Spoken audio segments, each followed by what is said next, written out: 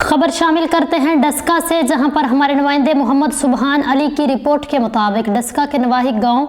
ٹھکر کے میں 5واں سالانہ عظیم الشان محفل ذکر اہل بیت کا اہتمام کیا گیا، جس کا آغاز تلاوت قرآن پاک سے کیا گیا ہے۔ تلاوت قرآن پاک اور نعت رسول مقبول صلی اللہ علیہ وسلم کے بعد محفل کے مہمان خصوصی خواجہ فقیر محمد اسحاق نقشبندی مجددی قادری کیپٹن ریٹائرڈ خواجہ فقیر محمد اسحاق صاحب نقشبندی مجددی قادری قدس سرا تھے۔ خصوصی خطاب کے لیے علامہ ظہیر احمد نقشبندی نظامت دعوت منہاج القرآن نے فرمایا، محفل پاک میں علاقہ بھر سے اور بالخصوص ظفروال اور سیالکوٹ سے کثیر تعداد میں لوگوں نے شرکت کی، باکردار معاشرہ تشکیل دے سکے۔ اللہ والوں کا پیغام ہی محبت کا پیغام ہے، لہٰذا چند نام نہاد ولیوں کے کردار اور افعال کی وجہ سے ہر ولی اللہ کی دینی اور روحانی خدمات کو صرف نظر کرنا نہایت ہی بے ادبی اور نامرادی کا سبب بنتی ہے۔ خصوصی خطاب کرتے ہوئے علامہ ظہیر احمد نقشبندی نے کہا، محفل کے بعد خصوصی دعا بھی کی گئی، حاضرین محفل کے لیے خصوصی لنگر کا اہتمام کیا گیا۔